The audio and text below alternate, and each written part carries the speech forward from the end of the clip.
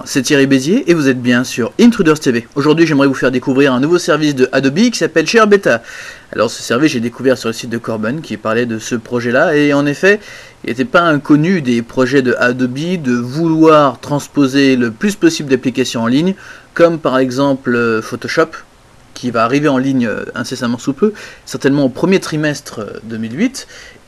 Photoshop en ligne, qui serait évidemment une version allégée du célèbre logiciel de retouche photographique. Alors le truc qui est intéressant, c'est que évidemment ShareBeta rejoint un petit peu l'outil qui s'appelait QVersion pour ceux qui utilisent toute la ligne Adobe. Alors sans rentrer dans les détails, effectivement, le rêve ultime serait de pouvoir utiliser un outil comme Share de chez Adobe pour pouvoir partager des documents de travail et pouvoir travailler avec différentes versions, avec différentes personnes à travers le monde. Seulement, pour créer un tel outil, ça demande pas mal d'entraînement et pas mal de pratique.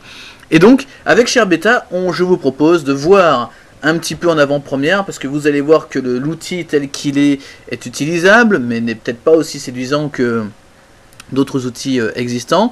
On va voir un petit peu comment ça marche. Alors tout d'abord, vous devez rentrer un Adobe ID, un identifiant Adobe. Vous pouvez créer un compte si vous n'en avez pas encore. Donc moi j'ai mis le mien. On va s'inscrire, prend une seconde quand vous avez l'Adobe ID. Puis si vous n'en avez pas, ça ne prendra pas très longtemps. Comme vous pouvez voir, on va arriver sur une belle interface en flex. Je me demande d'ailleurs s'il n'y a pas d'autre moyen de faire des messages de chargement que toujours cette même petite boîte. On arrive donc dans cet espace et la première chose qu'on nous présente, c'est effectivement notre activité récente.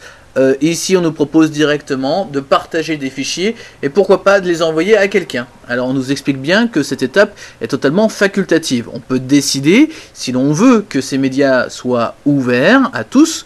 C'est-à-dire qu'on va pouvoir attribuer un lien direct à ces éléments-là, et si on veut permettre aux gens de pouvoir les télécharger, ou alors, si on veut uniquement restreindre ces éléments à un accès restreint, justement. Alors, je vous propose, et vous pouvez voir en bas l'activité récente, évidemment, avant de filmer ce petit screencast, j'ai donc amené un petit fichier, un PSD, un fichier Photoshop, qu'il a parfaitement bien reconnu, puisqu'il a même été capable de ressortir, comme vous pouvez voir, un aperçu de toute beauté. Alors, je vous propose tout de suite d'aller dans, par exemple, ici, d'aller dans mes documents, d'aller dans mes images, et d'aller choisir une petite image. Et on va choisir, par exemple, cette belle image de Paris. Je vais, si je souhaite la partager avec quelqu'un, taper une adresse email ainsi qu'un message et la personne va recevoir un lien direct. C'est pas très visuel, pas très intéressant, ça marche très bien. Donc en cliquant sur Share, il est en train de télécharger l'image. Comme vous pouvez voir, on a un petit chargement ainsi qu'une barre de progression avec également le nom de l'image. Alors ça va être assez rapide, donc vous allez pouvoir voir ça en action. Voilà, ça arrive. Alors c'est parti. Ça y est, c'est uploadé. C'est presque uploadé, voilà, ça prend encore un peu de temps. Alors c'est une application en bêta. Ils ont vraiment pas fait trop de promo sur cette nouvelle future fonction de Adobe, comme beaucoup de choses qui sont en bêta. Vous pouvez voir également donc sur la droite dans ce qu'ils appellent collection, ça reprend la même terminologie que dans les logiciels Adobe. Vous pouvez avoir ici les différentes connexions, vous allez pouvoir avoir un carnet d'adresses. Ça y est, l'image vient d'arriver, c'est un JPEG. Alors c'est intéressant parce que le PSD il l'a reconnu tout de suite et l'a traité en tant qu'image, et là, bof. Donc dans les informations, quand on clique sur informations, on a...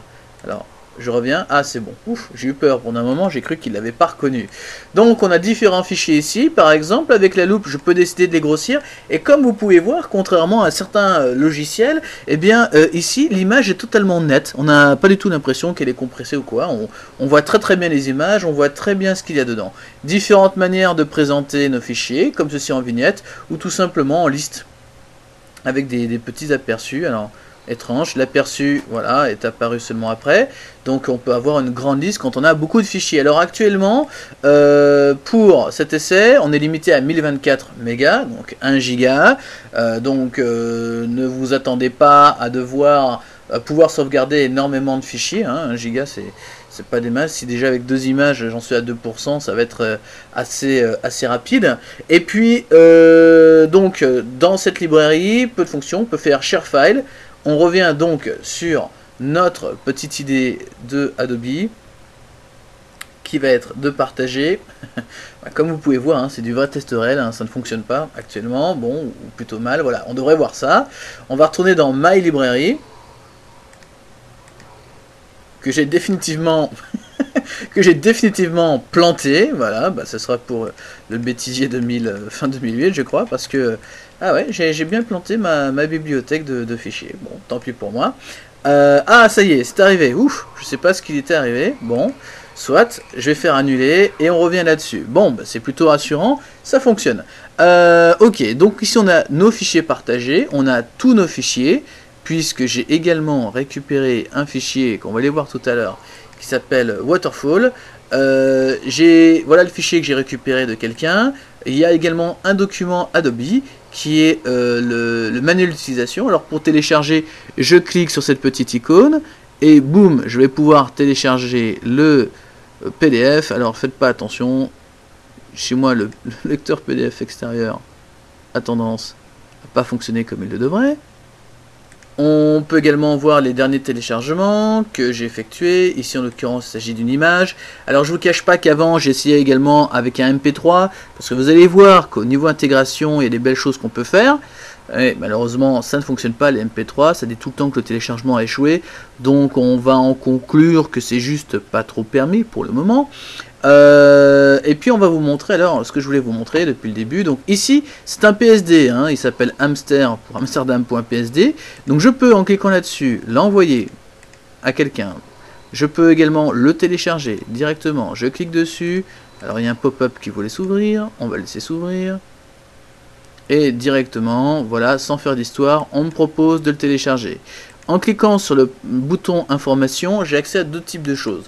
Tout d'abord, une URL. Si vous avez un compte Share, vous allez accéder directement à votre compte Share avec le nouveau fichier qui va arriver. Si vous n'avez pas de compte Share, eh bien, vous allez pouvoir... par exemple, comment ça s'appelle, vous allez pouvoir vous inscrire, tout simplement.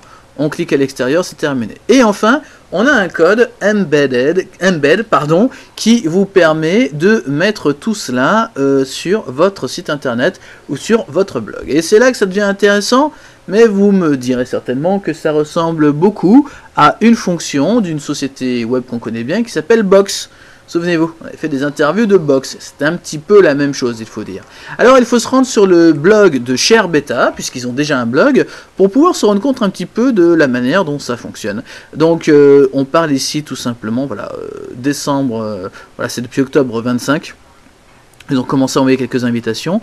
À partir de maintenant, c'est totalement disponible. Donc, on a un petit blog. Et un truc qui est super, c'est qu'ici, on peut voir, par exemple, une animation SWF. C'est de là, en fait, hein, l'animation que j'ai récupérée sur mon espace Share.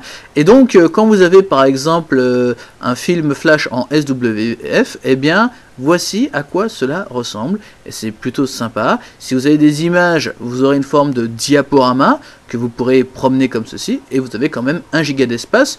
Donc pour faire un diaporama dans un petit espace comme celui-ci, ça a l'air plutôt pas mal du tout. Vous avez également un petit bouton menu ici. Ce bouton menu, voilà, share or download, partager ou télécharger, tout simplement, et boum, on vous renvoie dans votre espace avec le fameux petit fichier. Bon, c'est très très sympa et les perspectives de cette technologie sont juste formidables. J'ai envie de dire heureusement ou malheureusement, il y a déjà des acteurs sur ce marché-là, on va dire du stockage de médias et du streaming de ces médias et le partage de ces médias. Moi, ce qui m'intéresserait véritablement dans Share de chez Adobe, c'est vraiment de la collaboration en ligne, en s'envoyant des PSD, en changeant des calques et des trucs comme ça, et de pouvoir travailler de manière totalement collaborative et en ligne sur toutes les lignes de production préférées. D'ailleurs, il travaille actuellement pour la conversion de documents PDF, également des fichiers Office, EDF, etc. et des outils de recherche. Vous pouvez voir tout ça sur ShareBeta. Pas de notes, c'est un truc vraiment en bêta, il y a très peu de fonctions et c'est très comparable à d'autres produits existants. donc c'est pas mal buggé quand même, donc pas de note pour le moment.